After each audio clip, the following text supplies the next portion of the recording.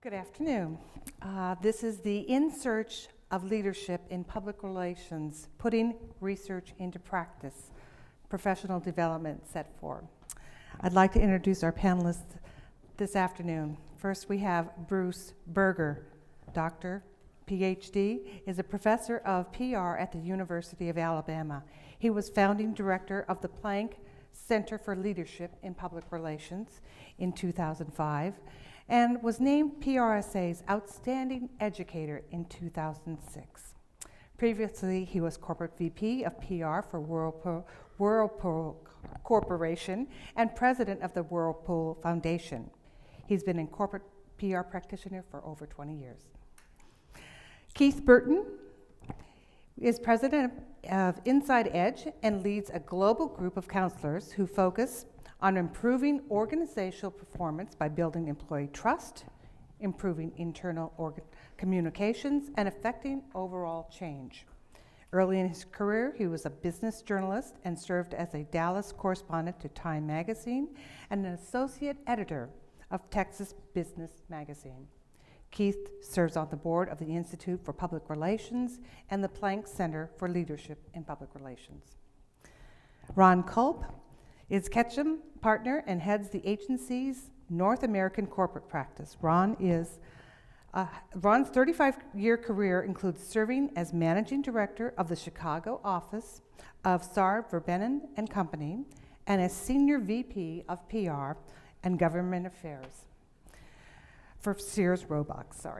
He also chaired the Sears Roebuck Foundation. Ron's blog is www.culprit.com, which is CULPRIT.com, which provides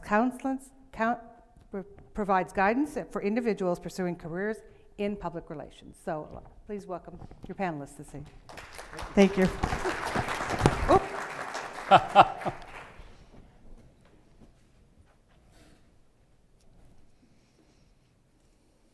Well, good afternoon, and thank you very much for joining us today to discuss a topic of what we think is great importance in the field of public relations, and that's leadership. We have quite literally been in search of leadership in public relations for the past several years through the Planck Center. And today we want to share with you what we have found, what leadership is, what it means in the eyes of public relations practitioners, educators, and students. We think, in fact, this is the most comprehensive work that we have to date on leadership in the field, but it's really only a start. And what we hope is that your ideas today can help take us the next step and sharpen our focus on this important topic and to make it more valuable to you. Our agenda today, for the next 30 minutes, we're going to review some research regarding leadership in the field and share with you the results of 16 leadership studies that have been carried out through the Planck Center. We're going to highlight 9 qualities of what we call excellent leaders and make 4 overall observations about leadership in the field. Then we want to get you involved by asking you to take some time with the blue sheets that you have on your table and using the qualities that we describe to think about how you might translate those into leadership development programs, your own development program or that of your group, or if you're an educator, how you might translate some of those things into classroom activities and exercises.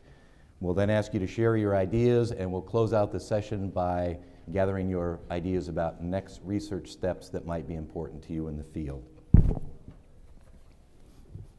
We all know and have experienced, in fact, that leaders of organizations, units, and professions, they touch our work lives and our social lives in many ways, through their decisions, the effects they have on organizational culture and communication environment and climate, and the influences that they have on our attitudes, our beliefs, actions, and performance, among many others.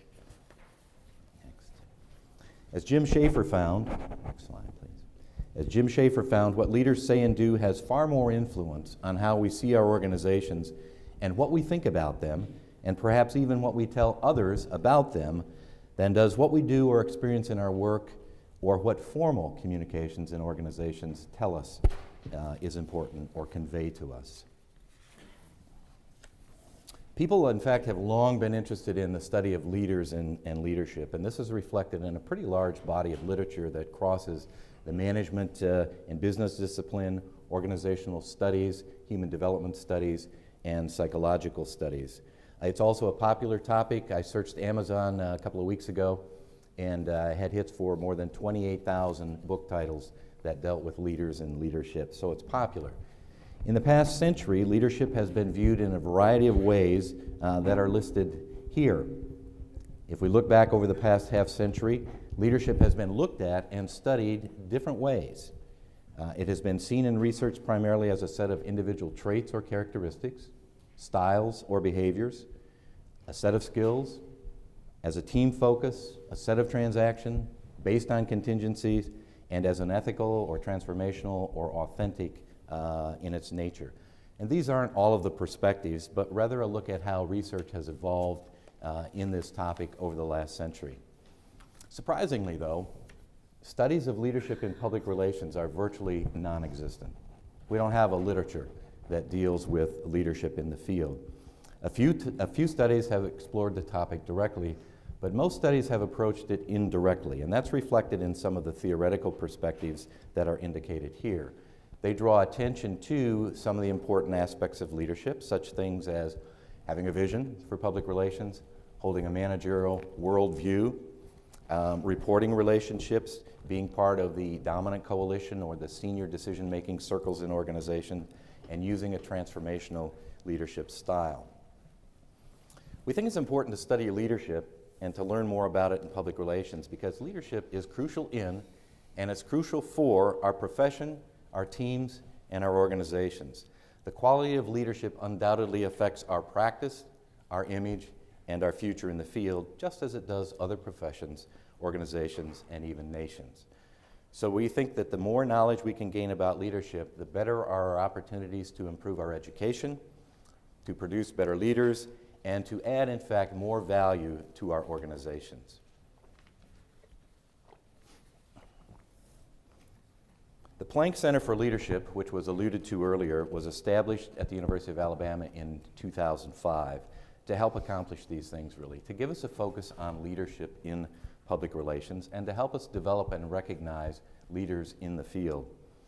The Planck Center, which is named in the honor of Betsy Planck, one of our most famous graduates from the University of Alabama, and certainly a legend and pioneer in the public relations field, is guided and directed by a national advisory board that consists of 15 outstanding public relations professionals and educators in the field. And it seeks to achieve its mission through a variety of the programs and approaches, in fact, that are listed here. Research about leadership in the field has been an important focus for us, and through grants to scholars at a number of other universities and through the work of some of our own faculty and graduate students at Alabama, we have pursued the subject of leadership. Through the center, as I mentioned earlier, 16 studies of leadership in public relations have been completed in the last 3 years. They've focused on various dimensions and approaches to leadership, but overall, many of them have looked at the qualities, the values, dimensions of excellent leadership.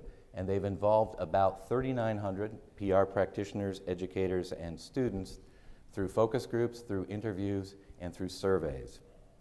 For this presentation, what we did was to analyze those 16 studies to try to identify any themes or patterns that were there in the findings.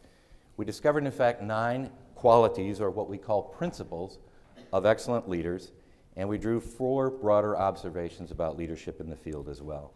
What we want to do for the next few minutes, in fact, is to share these findings with you. We've got a written report that we'll provide to you at the end of the session. We'll put it on the table in the back, and that includes abstracts for these studies as well. Based on this set of studies, we have defined excellent leadership as it appears on the screen.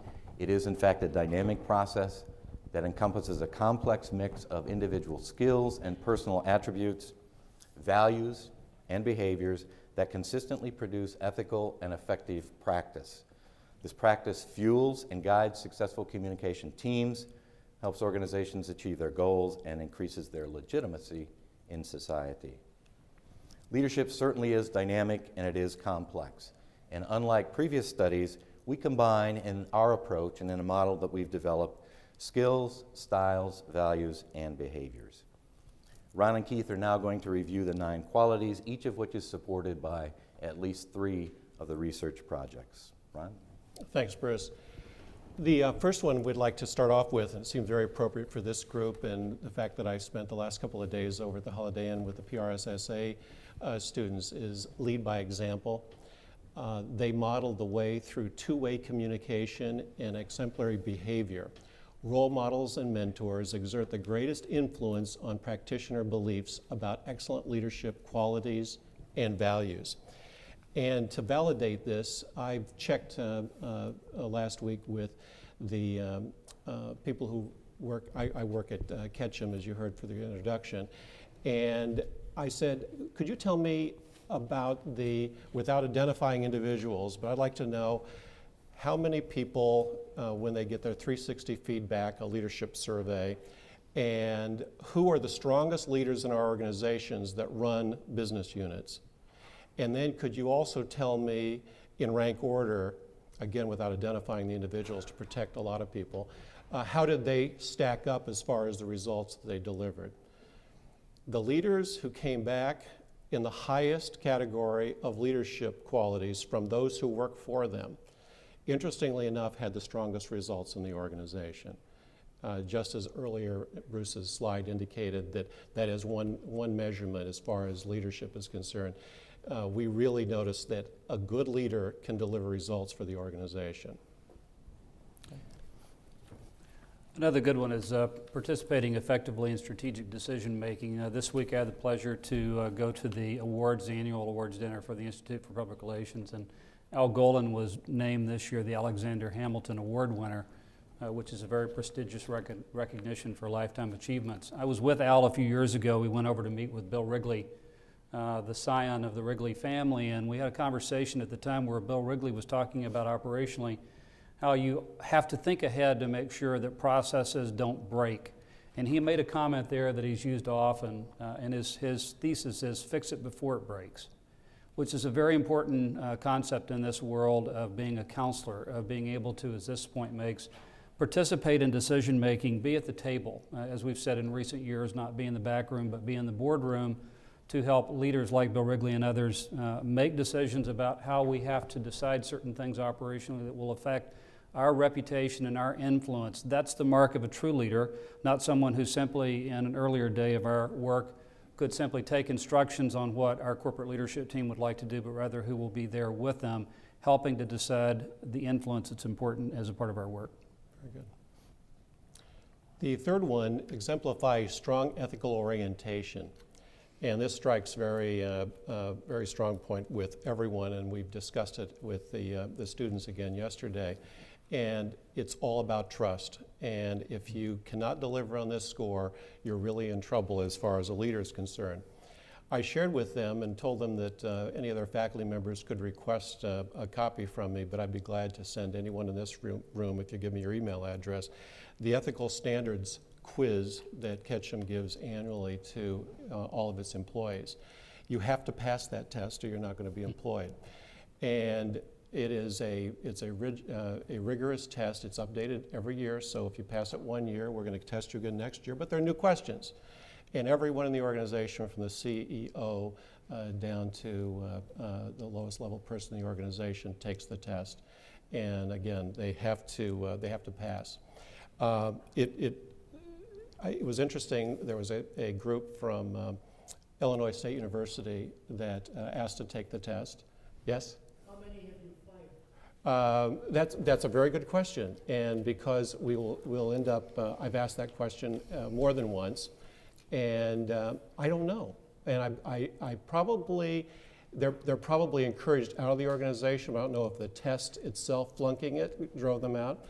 One good reason is because you get to retake the test. I mean, so what'll happen is a lot of us will go in saying, we're going to try to take the test without studying it, because we have a study document to go with it, as any good instructor would have.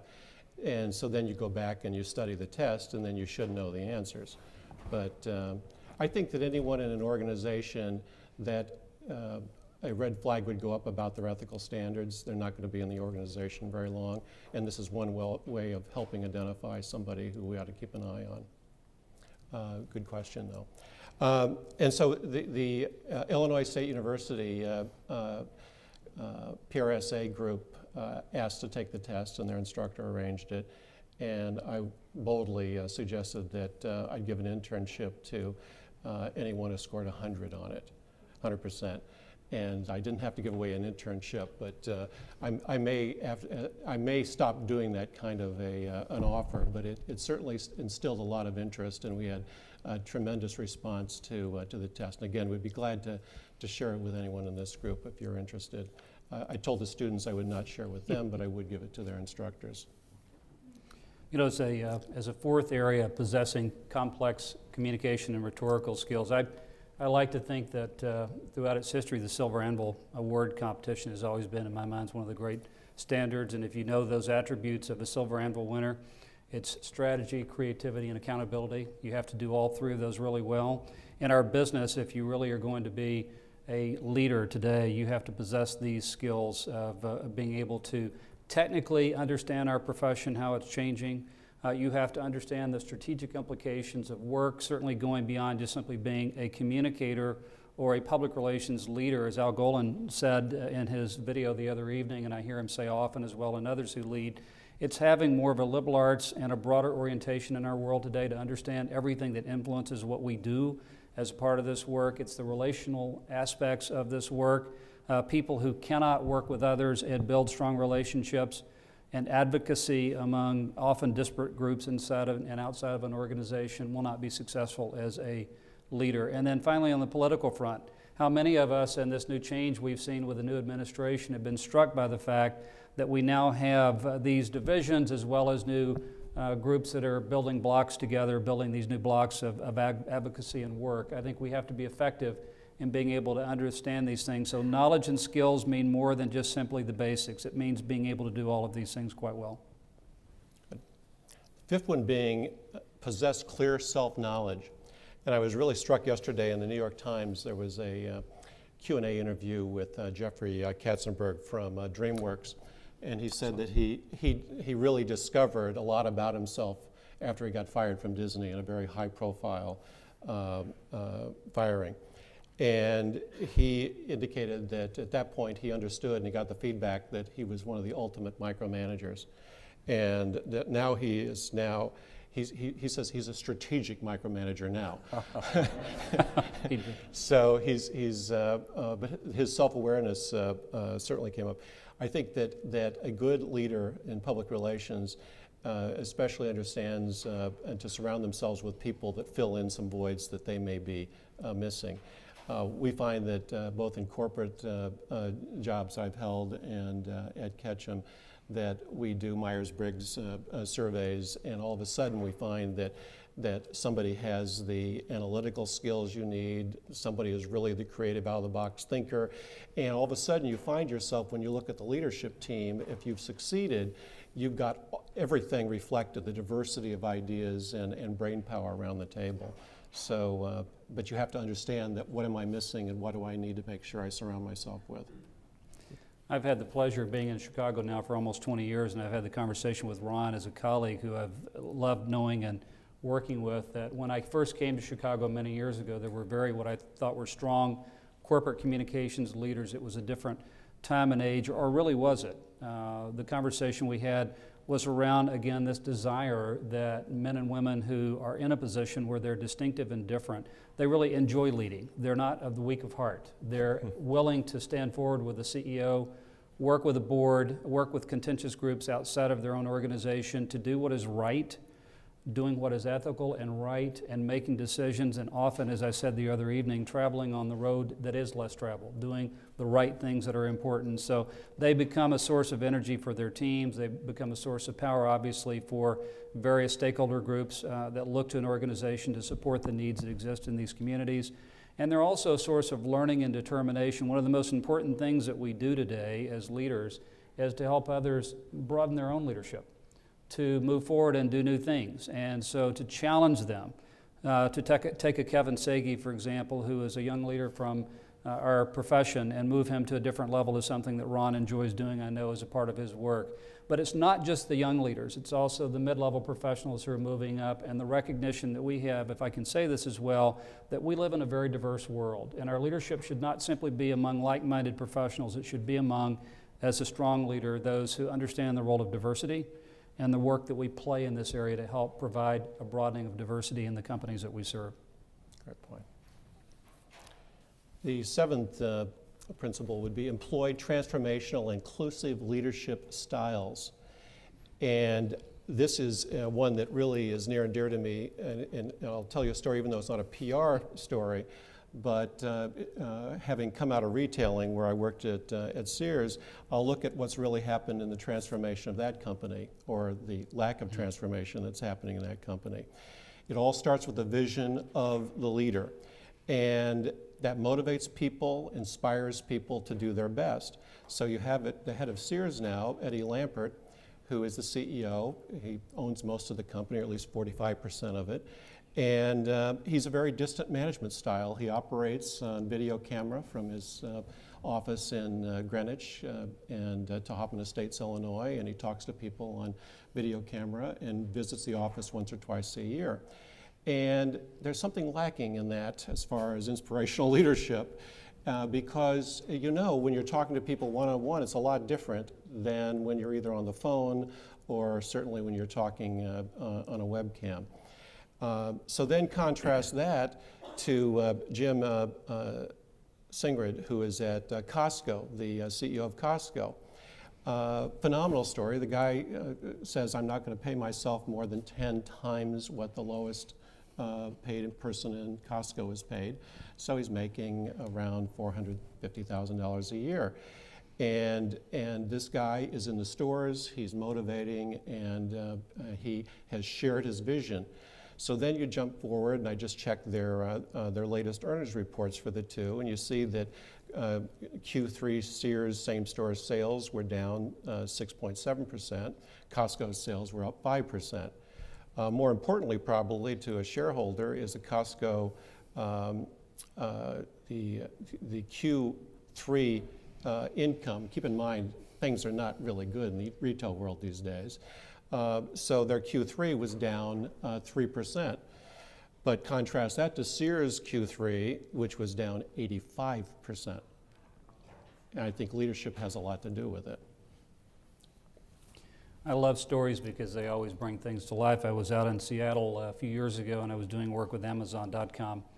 And my client there was Jeff Bezos, who many of you know from his leadership of that organization. And he had a very difficult decision that relates to this eighth point. He had to decide to shut down some of his operational centers that he had only recently at that time made covenants in communities for tax abatements and easements in these communities to operate in new ways as he's expanded these distribution centers. And so because he had made a commitment to declare a pro forma profitability for the first time in the company's history, he had to reward the market as opposed to reward these other commitments that he had made. It was a very difficult day. And he sat with his leaders, and what he said to them that day struck with me, and it resonates always. He made the comment, our reputation is what people say about us when we're not in the room with them. And he was very true in that statement. Our reputation is that. It's the quality of what we leave. It's the legacy and the footprint. It's the shadow that we've heard talked about before as opposed to the actual. It's a shadow that we feel. And on this particular point, I think those leaders, as Ron just talked about, Ed Lampert, and he talked about the leader of Costco, Jeff Bezos, was the same. He was a leader who firmly believed in getting out, leading by example, having passion. I think that really is true of people in our profession too. We look for men and women today who will lead this profession. And I can tell you who some of them are, you may know them as well, who you look to and say, that's someone I want to work with. That's somebody that I can follow. I have a real commitment and a belief, and I share their values and their beliefs. So a real key thing I know that Bruce has found in this leadership, as has been done by both he and other people, that I believe in, having that passion or that sense of passion for the work. Mm-hmm. And our ninth point is serve as agents for change. This one has some risk associated with it if you don't have permission to do so. So a lot of people will go in saying, well, I'm supposed to be pushing change here. Well, make sure that you as a leader, you earn your stripes and you gain permission to do so. I had the good fortune of working for a CEO that told me it was my job to ask questions others were afraid to ask. And that made my job the most difficult and the most fun job in the organization. And I found over time then people will come to me and pre-raise questions and things that might turn into issues. And I think the exchange and the ability to bring change in an organization just took a quantum leap forward when you felt comfortable that somebody in the organization was allowed to do that. All of a sudden it moves just from you as the head of communications to other people in the organization said, well, if he gets away with it, then I can. And all of a sudden everyone started opening up and it was a really rich dialogue. And I again attribute that to the leadership of an organization that says you have the permission to do that. We've been doing more work of late around job descriptions and performance management inside of organizations where communications teams exist. And I've been on a push for several years now that communicators, as they work with HR and operational leaders, really need to have accountability standards for the work they do in helping to equip others. I would list the summary of 9 qualities that you've heard us talk about almost in a way that would say to you, as you think about your work, can we enable others to be more effective leaders by asking them to follow these very, very important attributes and traits that we talk about, these 9 qualities? Whether we're building them out in a job description or we work with our teams internally to make sure that we measure and evaluate men and women who will exceed to a new level based on the work that they do in these areas. Very important to do. I can tell you there are half dozen companies that are doing it. They're leaders in their field because they are doing it, and it would make an organization much better if they follow these standards. We also, in our research, having identified 9 qualities, we sort of stepped back and there were some broader observations that we made about leadership in the field based on the 16 studies. And the first one, in fact, is that excellent leadership combines 6 dimensions, which are indicated here. These seem to us to be really at the core of leadership. We started with more dimensions and qualities, in fact, as we began our research, but through a process of surveys and interviews, we've distilled them into these 6 dimensions. The model depicts them, and you can see in the center column here, suggests that they help produce excellent leadership. The orange figure also tells us pretty clearly that culture and structure, which in fact was the strongest pattern and theme in the research, the power of culture and structure to influence the effectiveness of leadership and the quality of excellence in leadership, which is why it's so important also to push back. Culture is not only a force on us, but we create culture as individuals, so we can push back. The work that's been done here in the structural equation modeling has been done by a young woman by the name of Joanne Meng, who was really one of a brilliant scholar who graduated, got her PhD from Alabama last year. And what her analysis indicates is that the 6 dimensions, in fact, are all pretty tightly interrelated. They're mutually supportive. All of them contribute to leadership. We don't know exactly how they relate or the relative weight of each, or in fact, if they change, if some of them change given changes in the environment or social system. But we think the model at this point provides a pretty good basis for further research and perhaps beginning to think about how we structure management development programs and leadership development programs. Good.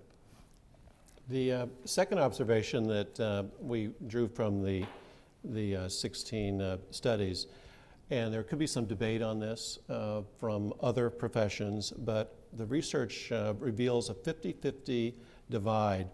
The 2 most often noted were PR leaders, 1, must possess both compelling vision for what PR can be, and 2, complex communication skills and strategic understanding of new and traditional media also is required. When I started out in the profession, I worked with a couple of people who were referred to as presiders over the function. And then there were a bunch of people who actually did the work, but they were very elegant and able to make compelling arguments to the board, and the rest of us did the work. Today, you have to do both.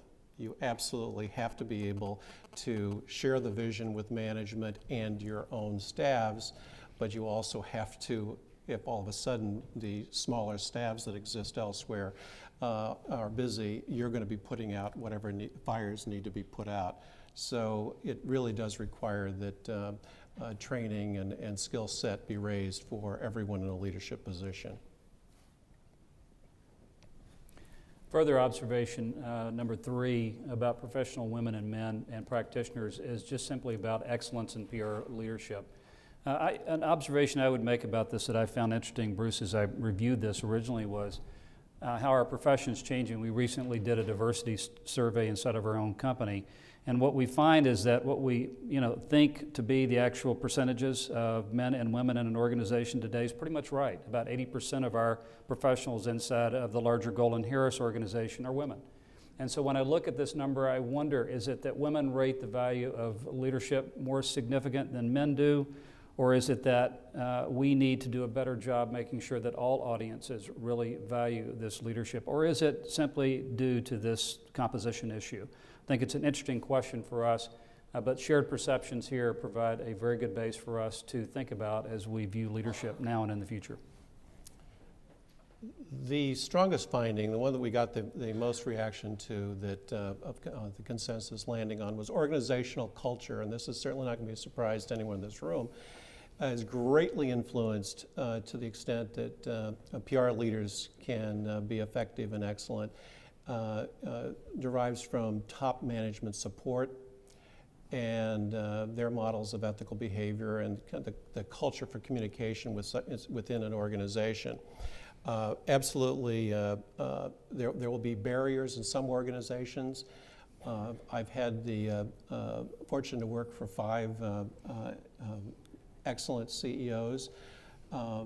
3 of them were also excellent communicators, and they understood the function and supported the function. So those were the best bosses to work with, I think we'd all agree.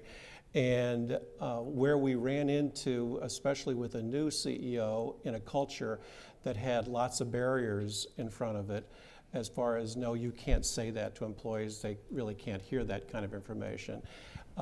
And we would try to cascade information into the system.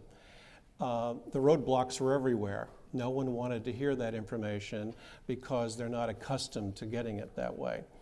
And so I had the permission from that CEO to say, how are we going to get by management at the next level down? We can't fire everyone, but we have to be able to get our messages to the troops if we're going to turn this ship around. And so he gave us permission to do something that was pretty revolutionary at the time. We invited the New York Times to come in and spend a week with the CEO, watching him try to transform the company. And what happened is Judy Dobrinsky wrote a 5,000-word, longest business story at that point ever in the New York Times that started on page 1 and ran 2 pages inside, talking about what we were trying to do at the company. And that story then became the new vehicle to communicate to our employees, and we duplicated it and made sure that everyone in the organization had a copy of the story. So then we started changing the organization from the bottom up, and where people were privy to what the CEO wanted to achieve, and they then forced management above them. So we got people on board in a rather unconventional way. I don't necessarily recommend it because you do anger a lot of people in the rank and file management structure, but in desperate times you have to find ways to communicate, and I applaud that CEO for his creativity in allowing his team to do something like that. Now we'll become a little more interactive. We're going to ask you to pose some questions. Before I do, I have a question for you. And I'll actually pose this probably to Dr. Berger as a part of our work. There was a story that appeared in the Chicago Tribune Sunday before last, and the story was on the whole issue today of reverse mentoring. And while we think of leadership in classic or traditional terms, one of the ways that we should and must think about leadership today and tomorrow with this new social and digital media commons that is a part of our world is that many of us who are more traditional, who have ascended into the roles that we are in, may not be as facile with these media as some of the younger men and women who are coming up. So that, as a result, does that create a change in the leadership model? Does that bring a different focus around how we think of who leads in the profession versus leading from the top? It's a good question to ask, and one, Bruce, I'm not sure if that came up as a part of the work that you've been a part of, but it's obviously a question that you see in the classroom as well as you think about this work. And reverse mentoring did come up in a couple of instances. I think it's really a terrific concept. We sometimes have students at the University of Alabama teach classes or teach faculty about using newer media. But we didn't know much about that, and I think leadership, we have to be careful. Leadership, we shouldn't look at it just as a hierarchical situation. It's not necessarily people at the top. There can be leaders at any level in the organization, in all kinds of team. And I remember in working at Whirlpool, they had what they called a star system, which I was intrigued by. And it was 500 people in the company who were basically considered leader, and some of them worked on the plant floor. One of them was the CEO, but there were people at all levels in the organization who were seen by their peers or people who work for them to be significant leaders. So we have to be careful, I think, in terms of how we sort of see leadership. Good. We had another question over here, sir. Yes, going back to the previous example of the New York Times, how did you assess the potential risk of a bad story? It was a daring move, I congratulate you for that. There's also the chance that it could have gone terribly wrong. Yeah. How did you assess? Did everybody hear the question? The risk and the rewards of a New York Times piece? Good question. What we did is we had been talking with the reporter on and off for more than a year, and knew her from a previous life, and so we felt pretty comfortable that she, and we were able to sell in the fact, and we had a get acquainted session with the CEO and the reporter where they talked, and you could tell that they hit it off in such a way that I would never recommend it for a cold call to a reporter. It would just be very dangerous. But good point. You have to do it very carefully and know who you're dealing with. She could have indeed written a negative story, and because the New York Times, well, all media today really have to look at the negatives as well. Well, we knew and accepted there were a lot of negatives, and so we knew that would be in the story. So if you're prepared for that to be, matter of fact, some of the negatives that she pointed out were less than what we probably would have thought she would have reported. So we knew there'd be balance, but if she got the main message about what we were trying to do in transforming the company, we thought it was worth the risk. As we take your... The benefit exceeded the cost. Absolutely. And we were at the point probably, it was Sears, it was at that point in the company's history that we knew that it was a desperate time and we needed to make sure. And what's interesting, the company did enjoy, 6 years of amazing growth following the turnaround. Next question, and I'll repeat your question for the benefit of the videotape that we have going. Yeah, let's see, you were talking about how some of these leadership traits can actually be seen in younger people today, and that leadership does not necessarily go along with age. At your agencies, Keith and Ron, how quickly are you advancing young people with leadership skills today? And is there an expectation more so today than yesteryear to have these opportunities more quickly? I'll answer first. The question is, given the fact that leadership doesn't always occur at the highest level, as we look at young men and women coming up, how quickly can they advance? How do they demonstrate these qualities? And I'll tell you increasingly that I've been in the agency business now since 1984. So I've seen them, frankly, advancing very quickly over recent years for a number of reasons. Number one, we're not always, I have to tell you, we're not always making our recruits and our hires directly from the public relations profession. We're increasingly hiring from a broader liberal arts perspective as well.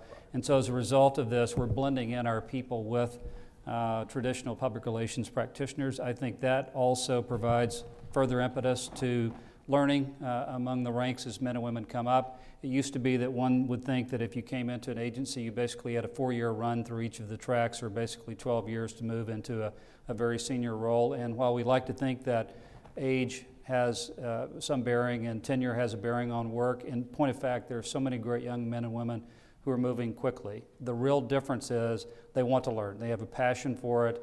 They are willing to come in, and they provide balance in their life. They're not simply just about the work. They're about a greater balance, giving back into communities and doing what great leaders do.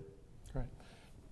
What we do, we have a tool that we developed that basically discusses, has a wheel, and around it has all the various possible opportunities within the organization. And what managers are supposed to do is sit down with each of their team and discuss, just where do you see yourself wanting to be, what do you want to build on, and where do you want to end up career-wise, and how can I help you reach it. Obviously, things because of the economic times have been a lot tougher in the agency world.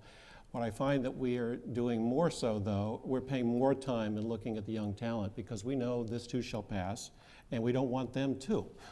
So we're looking and spending more time focused on junior talent in the organization and their career paths to make sure that they know that there is a future in their organization and that their careers move pretty quickly. We have. To your point, it used to be like, oh, well, you're going to be here for 3 or 4 years before you move up. And how many promotions have you had, Kevin, since you joined us? 3. And how long did you join us? How long ago? 2.5 years. So it's Kevin Sagi who has had an amazing impact on the organization, highly regarded, one of the hardest workers in the organization, proving himself to be a leader of this profession and in his job. Account executive who we rely on, and somebody who other people could role model. So Kevin's doing an outstanding job, and not just because he's here. Kevin's also joined by a lot of other people in our organization that have figured out the same thing. You work hard, you do good work, and you're smart, and it's going to happen for you. And with no time frame on it. I only thought it was twice, so it's 3. Oh. Congratulations. Next question, quickly. Yes, I have a question. Yeah. My name is Clint Rosak. I stand on Berger, Burton and Harris, and Ketchum. My question is this. In leadership, we talk about building relationships. And with our viral marketing and Twittering and texting, I noticed that the young people moving up often lose this element of face-to-face or communicating and building a relationship. How do you address that? Quickly, I'll address it, and I'll ask my colleagues to address it as well. The question is, in this new age of social and digital media, how do we build relationships as a part of these skills that we talked about earlier? Again, back to the mentor that I think so highly of, Al Golan. He has a great comment that he makes in this area. You can't let high tech replace high touch. And I think that's such a vital thing for young men and women to know. They come into our offices every day. They're facile with instant messaging. They use all of the social media that we know. Often they tutor us in these processes, but we have to help them understand that they must build relationships and understand with empathy, with great value around what an organization is doing, how they can support the men and women that they work with day in, day out. They must model what they see from us as well, and we must help them in that process. I think to Ron's point earlier about developing people, whether it's Ketchum College or the work we do with our institute within Golden Harris or any of what the great agencies do, it's to help men and women go beyond the technical into these areas, to understand that very vital process in the work that we do. A real issue. We do not communicate enough.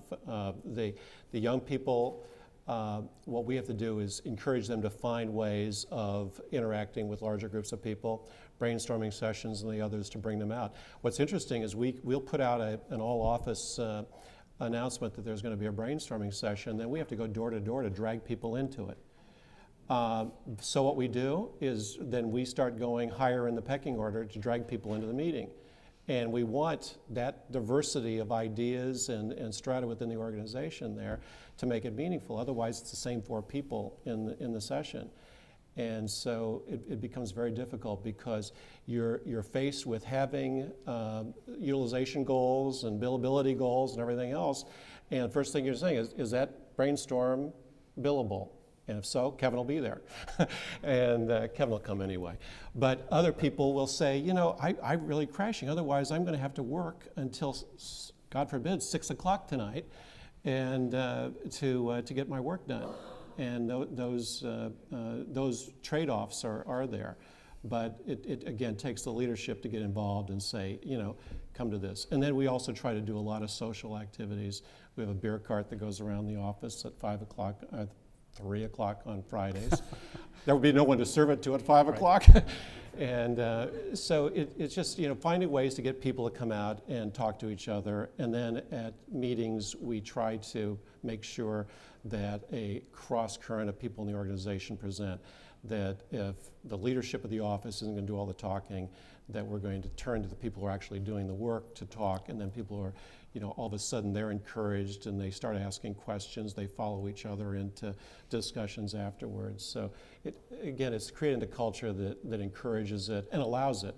And if we've got to eat a few hours to make sure this happens, then we're going to.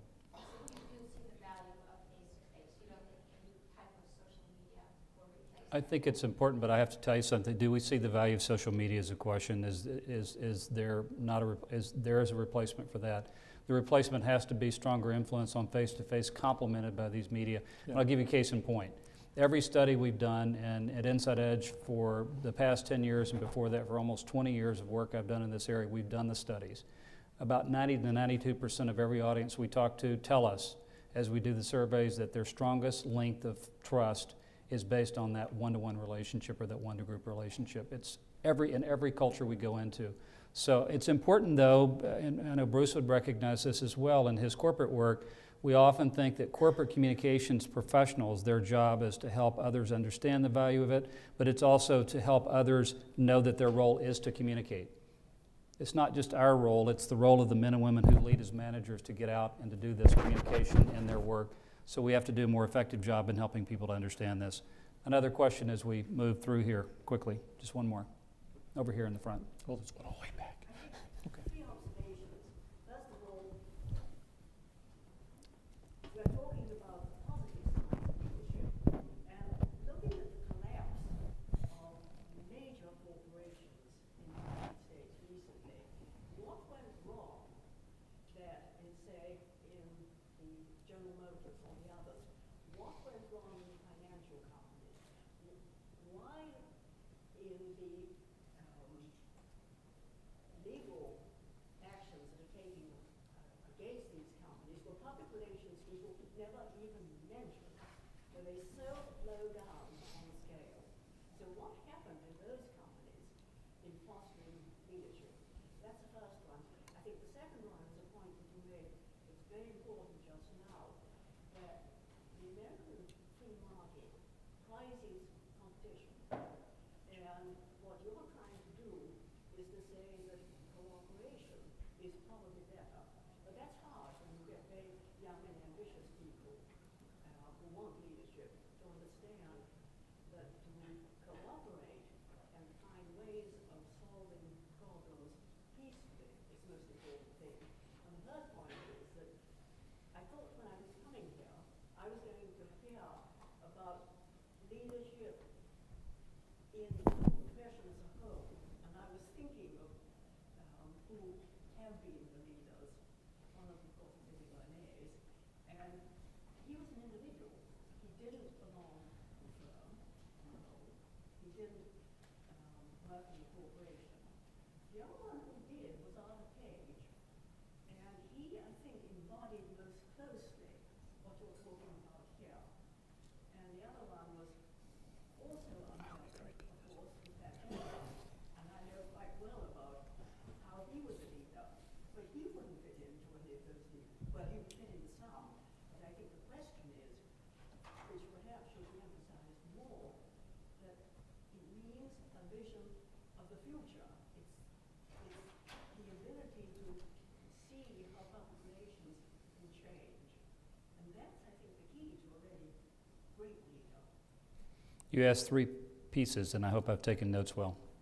What happened with GM and others? Bank of America obviously was in the news today, as you probably saw. Why did these companies not have public relations leaders who kept them from the brink? How do we balance out collaboration in a very competitive culture like we have in the U.S., where men and women compete more often than they want to collaborate together? And then third, some don't fit the model. And to your question, what is leadership as it relates to having a vision? Right, and in that vision, some don't always come from that fixed model. They may come from other walks of life, and as a result, they bring a sense of vision which is transformative in the work that they do in this field. That transformative thing, which may not come without in an organization, no matter how many people. Yep. You want to end mine? I'm going to ask Bruce quickly just to respond, and we'll move on after this quick response. I'll respond to part of that in the sense of the kinds of leaders that you mentioned. Vision is incorporated in here. It was in one of the qualities that we emphasized, and those who felt that was in fact an important difference in terms of having a vision for public relations in the larger world. The people you mentioned, I think as well, were very transformational in terms of the way they approach things and the way they worked with others. And if we had time to sort of work down the list, I think they would embody some of those. And remember, what we're dealing with here is we're talking, in the 9 qualities, we're talking about an ideal type. In the best of all possible worlds, what our research suggests now is that leaders would embody these 9 qualities. That does not mean that you can't really be an excellent or a really good or outstanding leader if you don't have all of those qualities. What it says is the more of them you have, or in the greater quantity of them that you have, perhaps you're going to be a more excellent leader. Good. Thank you. Thank you for your questions. On to the fun part where we get you guys involved here. What we'd like to do is these blue sheets in front of you, and Bob, you're going to have to move to another table maybe. Yeah, if you're at a smaller table, if you're a please smaller do table, but you don't have to. You can talk amongst yourselves. Bob's going to. So what we'd like you to do is, looking at the 9 qualities and the 4 observations that we've had, we'd like you to jot down, so we can put into practice here, the points that come to mind if you're a practitioner that maybe I could put into play or should put into play.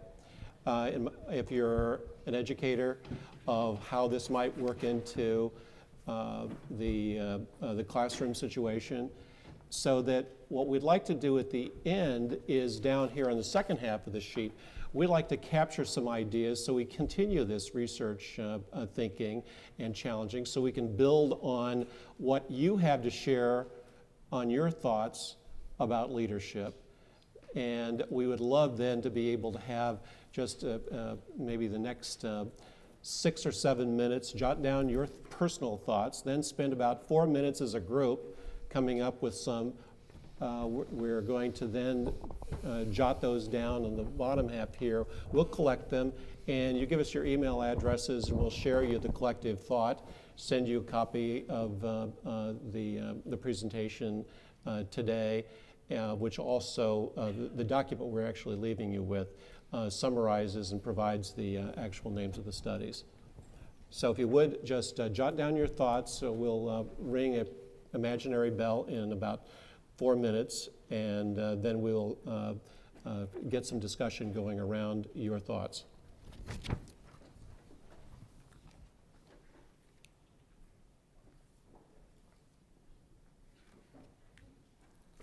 Are you jotting yours down? For educators, just a point, we went through another person and I went through the list of 9 to think about what could we do in the classroom to utilize this quality. How might we work that into some kind of an educational approach and exercise that would highlight that particular quality? And that's really what we're looking for, I think, in a sense, with educators. How does some of these things translate into the classroom?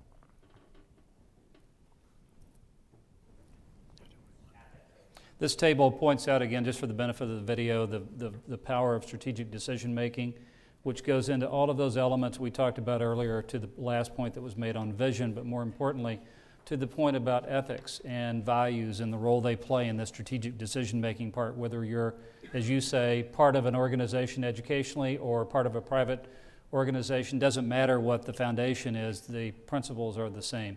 Let's go in the back here. There's 3 people in the back right by the door. Yes, you're waving your hand. What did you come up with back here? So the point that was made in the back is we have 2 academic leaders and another, someone from the private sector, I'm assuming, who's also with you in the back. The power, again, of role models or mentors and models, as we talked about, we'll come back to, and also the issue of ethics or the ethical construct, how to work within this today is a very powerful part of that work. Is that a fair way to discuss this? How about over here in this other side of the room at the very back? There's a larger table at the very back. Is there someone there who can represent what your team said? Good. So values and action survey are using a tool that could help, whether it's on these 24 attributes that you mentioned that may be available online. There are other books that are available like this where you can actually analyze. And then further, and this will be music, I know, to Dr. Berger's ears in a minute as we talk about it, taking these 9 qualities and perhaps breaking them out, selecting certain ones and doing additional research where you may be in this area to see how they apply. Is that a good description? Great idea. What about anyone else? Does anyone else want to volunteer just thoughts that you had at your table for us? Over here, yes. So you did a grouping there, be, know, and do, based on the way you saw these attributes to try and organize and think about them as you may communicate them. Very fair. Right. I know there will be other points that could be made, but rather than going through these, we have one other part of our exercise just in the last couple of minutes that I wanted to ask you to participate in. And we can always, after we finish the session, have a side conversation around what else you may have come up with. In the area of coming up with additional research topics in this area, or research projects that could be undertaken. Let me ask this group, what thoughts do you have in that area? One thought was already made in the back that we could take these 9 qualities and do additional individual research around them. Anyone else want to bring up possible ideas for research in this area that could be undertaken? Don't be shy. Over here, yes, sir. Place a greater emphasis around the PR profession, specifically in future research, even beyond what's been done here. Yes, sir, right here. If you didn't hear the point that was made here for additional research, we talk often about public relations, but can we break out and show public relations as a real agent of change where we have behavioral or other norms that come as a result of this, or as a conscience, being able to sit at that table and help make decisions where it actually made a difference. So that's really your point. Look for more examples in this area. Is that a way to describe it? Back in the back. Great idea. Yeah. The point is, what do you do with structure and culture to provide additive power to leadership? So is learning and development, is there something we do in dialing up learning and development, is your point? Is there something we do in recruitment? Although leadership is really never taught, leaders are developed, but is there something in our recruitment where we look for certain qualities with people? That's really the point you make here. Yes, sir. The power of storytelling is the point that's made here. If you've not read the book, there's a great book called Lessons of Dead CEOs. Have you ever read the book? It's a wonderful examples of storytelling. Stephen Denning, who's become the father of storytelling in our work on the internal front. I think it's an excellent point. Do more work in this area where we have these lexicons that then guide us in our value development and in our ethical development. Over here. Thank you. 2 linked ones, I think. What can we learn from bad leadership? Because my experience is that bad leadership is much more rife. It's a new and expanding research area. And we have more examples. We have a lot of examples, that's right. I have learned enormously from bad leaders. And I think we have to. I think it also links, I think we need to do more on leading from below. Because let's face it, PR are not leaders within the hierarchy. There are a few who lead their own agencies.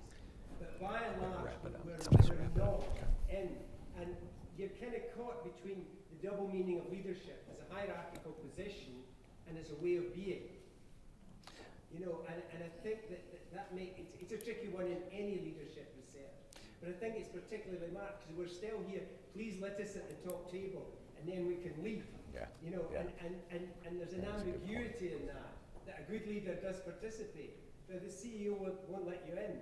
As we return to Dr. Berger here, just 2 quick points. We learn more from bad leadership often than we learn from good leaders. Learn more, but I think it's an area of research. Right. And I mean, the initial research is that bad leadership exists because of bad culture. Good. And I think that means that everyone in the organization has to take responsibility for bad leadership. Good. Thank you, Bruce. We've burned our time here. I want to say just a couple of things before we break. Thanks again for joining us. We're going to continue our work on research into leadership through the Planck Center. We'd love to have your thoughts, love to hear from you as we do that. Before you leave, please, if you're willing to tear your blue sheets in half, leave us the bottom half with an email address. I will collate all of your ideas and email them to you. On your way out the door, we have a leadership report. It's kind of a summary of what we presented this afternoon, so you've got a takeaway from the class as well. And thanks. We hope you'll continue to talk about leadership, because we will. It's a really vital topic. So thanks again for coming. Thank you all. Thank you.